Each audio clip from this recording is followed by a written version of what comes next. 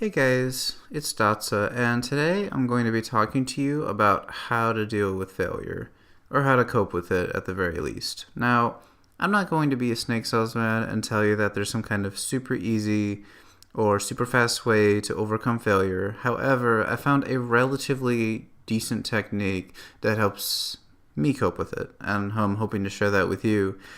Now, here's my philosophy. I believe that everybody has a tiny little fire inside of themselves that is fueled by our emotions, especially fueled by strong emotions on any part of the spectrum.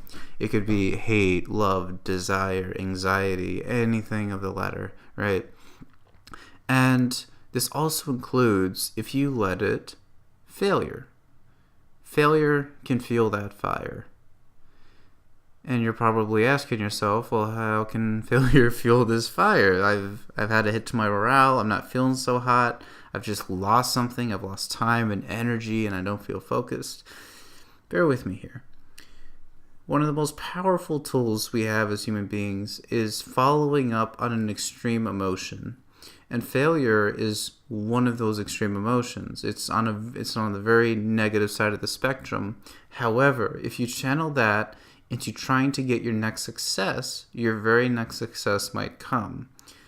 If you look at history and if you look at other successful people, you'll notice that one of the biggest things that makes them very successful is their ability to ruthlessly pursue a goal or an end game.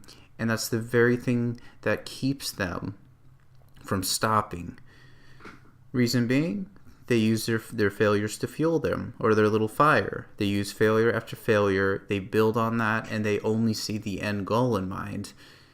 And at the same time, they're very fueled, I guess you could say.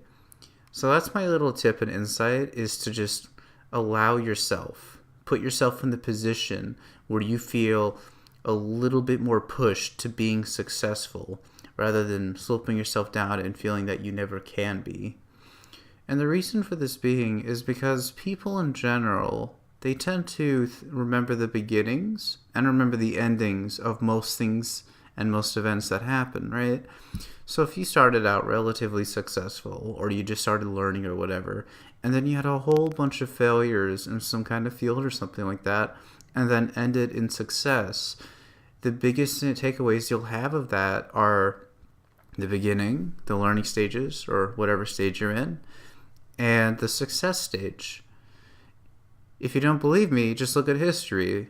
Maybe look at World War II, where if we look at the Nazi Germany, we see the rise of Nazi Germany and the fall of it, the beginning and ending, interestingly enough.